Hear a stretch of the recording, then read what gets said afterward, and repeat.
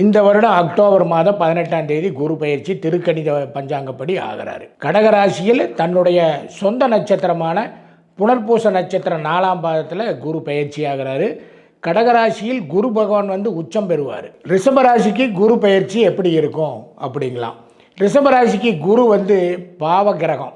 எப்படிங்க பாவ கிரகம்? 8ஆம் வீட்டுக்காரன். 8ஆம் வீடுங்கிறது அட்டமாதிபதினு ஜோதிடத்தில் சொல்லுவாங்க. 8ஆம் வீடுங்கிறது கண்டத்தை ஆயில விபத்தை சொல்லக்கூடியது. அப்போ 8ஆம் வீட்டுக்காரனாகவும் 11ஆம் வீடுங்கிற லாபஸ்தானத்துக்கும் அதிபதியாக இருக்கிற குரு கடகராசியில் உச்சம் பெறுறாரு ரிஷபராசிக்கு. அப்போ ரிஷபராசிக்கு என்னங்க பலன் பண்ணுவான் அப்படின்னா, லாபத்தை கொடுக்குறான் அப்படின்னு சொல்லி, அப்போ 11ஆம் வீட்டுக்காரன் லாபத்தையும் கொடுக்கணுமில்ல, தொழிலில் நல்ல லாபத்தை கொடுப்பான். அதே நேரத்தில் வேலையில் இருக்கிறவங்க பதவி உயர்வை எதிர்பார்த்துட்டு இருக்கிறவங்களுக்கு பதவி உயர்வை கொடுப்பான். ஆனால் சக்கப்புளி புழிஞ்சு வேலையும் வாங்கிடுவாங்க. அந்த கஷ்டத்தையும் அந்த குரு பகவான் கொடுக்கத்தான் செய்வார். பொருளாதாரத்தில் நல்ல செலவுகளாக கொடுத்து தங்க விடாமல் பண்ணுவார். காசு 10,000 ரூபா வந்துச்சுங்க எனக்கு வருமானம் அப்படின்னா, சுப செலவுகள் 10,000 காலியாயிடும். ஆனால் இந்த பக்கம் பார்த்தா வந்த மாதிரி தோணும், அந்த பக்கம் பார்த்தா செலவுகளை கரெக்டாக கொண்டுட்டு போயிடும்.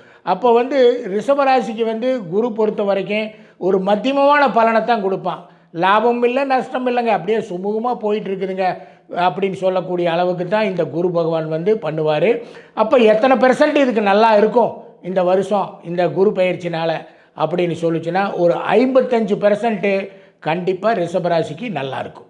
அப்போ இதே மாதிரி எங்களுக்கு நடக்குங்களா அப்படின்னா, அவங்களுடைய இண்டிவிஜுவல் ஜாதகம், லக்னம், லக்னத்துக்கு யோகத்தை கொடுக்கக்கூடியவங்க, லக்னத்துக்கு பாதகத்தை கொடுக்கக்கூடியவங்க, என்ன திசை நடக்குது, என்ன புத்தி நடக்குது, கிரக அமைப்புகள் எப்படி இருக்குது, அதையெல்லாம் அனுசரித்து தான் இந்த பலன் நடக்கும்.